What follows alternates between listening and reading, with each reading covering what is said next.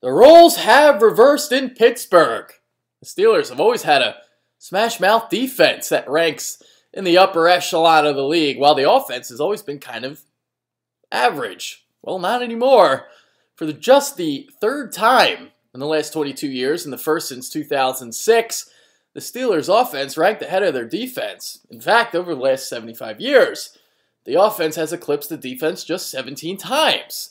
They ranked second offensively in 2014, just the second time in 81 seasons of the franchise.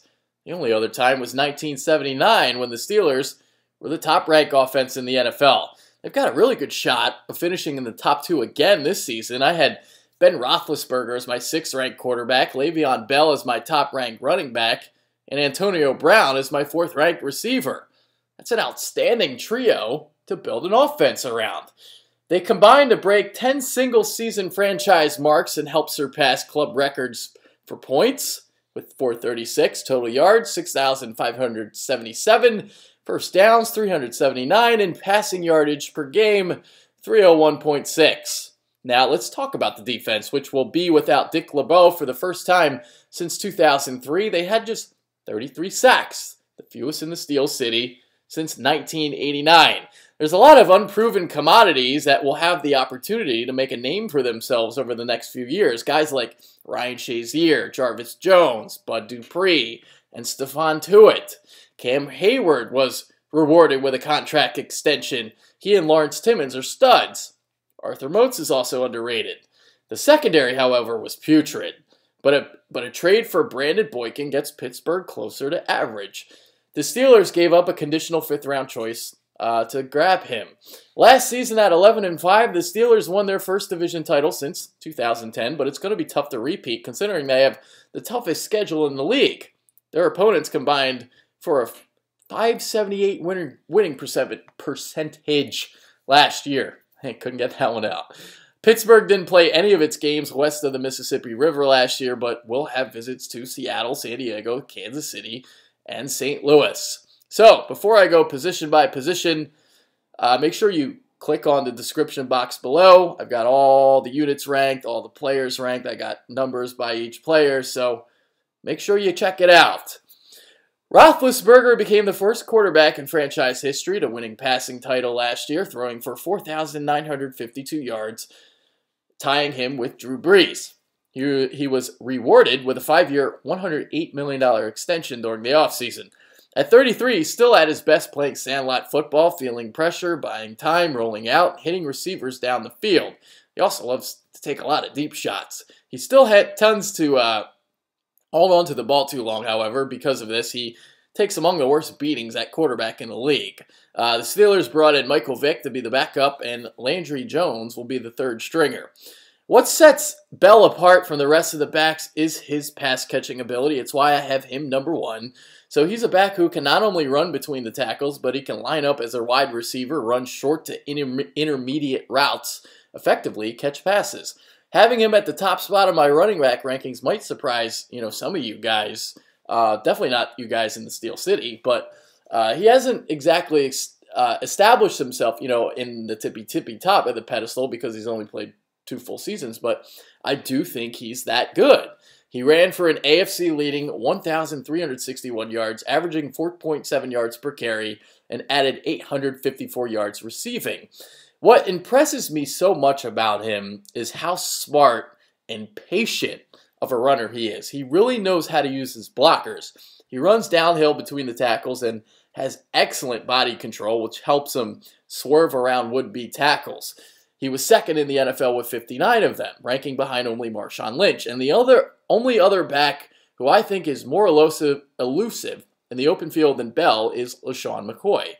Bell's vision and jump-cutting ability are extraordinary, and his running style actually reminds me a lot of Marcus Allen. He's almost like a slalom skier out there. And I believe he's lost 20 pounds since his college days at Michigan State. DeAngelo Williams will start the first 2 games for the Steelers in Bell's absence, and Dre Archer is a scat back who will catch passes out in the flats and make people miss in space. Brown's just 5'10", 186 pounds, but his smaller stature didn't stop him from leading the league in yards and receptions, tallying 129 catches for 1,698 yards. He's an exceptional route runner, uses his insane quickness in and out of breaks, and that shiftiness makes him very tough to bring down after the catch. So when you combine the quickness with his excellent vision, he's the league's most dangerous receiver in space right now. Martavis Bryant filled the void of Pittsburgh's non-existent number 2 wide receiver problem by the end of the year, coming on strong the second half of the season. The 4th-round rookie and Sammy Watkins' teammate at Clemson finished the year with 549 yards and 8 touchdowns, but he's suspended for the first 4 games for violating the league's substance abuse policy. At 6'4", 211, he turned out to be a viable red zone threat. So that means Markus Wheaton, who began the 2014 campaign as the number 2 wideout, well, he's going to begin this campaign as the number 2 wideout heading into week 1. He's more of an intermediate route receiver. Darrius Heyward-Bey and rookie 3rd-round draft pick Sammy Coates are some other wideouts. Coates is a vertical threat, but he's got stone hands. But he does get open. 32-year-old Heath Miller is still, a steady and reliable tight end, while Matt Spaeth is a blocking specialist. The Steelers' offensive line has, it's been pretty bad for years, but it's young and solid now with 4 starters, 25 years or younger. Kelvin Beachum made the most strides forward last season. He allowed 7 sacks a year ago following a disastrous 2013 campaign, but didn't give up a single sack over his final 8 games, playoffs included. At 6'3", 305, Beachum is undersized, but patience and balance are his strengths. Marcus Gilbert starts at right tackle. I think he's pretty underrated too. Maurkice Pouncey is athletic and plays with attitude and aggression. His best season was his rookie one in 2010, but has battled, nagging injuries ever since. He did, however, start all 16 games a year ago after tearing his ACL in week 1 of the 2013 campaign. He makes all the proper line calls at the line of scrimmage, stays low, which allows him to hold on to his position on passing downs. In run blocking, he's one of the main reasons for Bell's emergence as, well, at least in my opinion, the top running back in the league. He uses his quickness to pull and then his strength to redirect when meeting defenders in the hole. David DeCastro is a star in the making at right guard. He's got strong hands and a nasty attitude. Ramon Foster is serviceable at left guard, but I think he needs to be better as a pass blocker. Cam Heyward is fresh off signing a 6-year, $59.2 million contract extension to stay in the Seal City. Poor instincts held him back his first 2 seasons, but he's figured it out over his last 2, tallying at least 50 tackles and 5 sacks in each campaign. He's very versatile. He can pressure the quarterback and hold his own against double teams in the run game. He doesn't possess, a quick first step, but can still get pushed and collapse the pocket. In the run game, he drops his anchor well and is also athletic enough to get into the backfield and tackle the ball carrier beyond the line of scrimmage. The problem is the other defensive end spot. The Steelers rotated between Brett Kiesel, Stephon Tuitt, and Cam Thomas, but neither was very great. Tuitt will get the first crack at it. The successor to Casey Hampton, Steve McLendon, is stout against the run like his predecessor, although he doesn't handle the double team quite as adeptly as Hampton once did. Lawrence Timmons is simply a tackling machine, posting his 4th straight 100-plus tackle campaign a year ago and finally made his first and much-deserved Pro Bowl. At 6'1", 234, Timmons is undersized for a 3-4 inside linebacker, but plays with great quickness and really lays the lumber. He's very athletic and is a top-notch run defender. He anticipates, gets in position, and closes quickly. As great as Timmons is as a run defender, his ability in coverage needs improvement. He gets targeted a lot and struggles in space when it comes to pass coverage. As a pass rusher, he's not asked to do it much, but has shown in the past that he's capable. Ryan Shazier dealt with ankle and knee injuries last year. I like what I saw from him last year. Really, really big hitter. Arthur Moats and Jarvis Jones are the outside linebackers, but it was James Harrison who played really, really well coming back from retirement. He had 5.5 sacks in 7 games. He's now 37. Moats is underrated, played, really well in spurts. He'll get a chance to start after being a reserve. Jones is a former first-round pick who isn't a bust yet, but he's getting there. He's had just 3 sacks and 860 career snaps. It's boom or bust for him at this point. At 5'9", Brandon Boykin was too small for Chip Kelly's liking, but he might finally get a chance to start for the Steelers.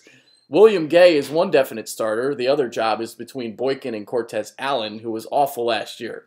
Boykin is very athletic, always gets himself in position, but doesn't have great ball skills.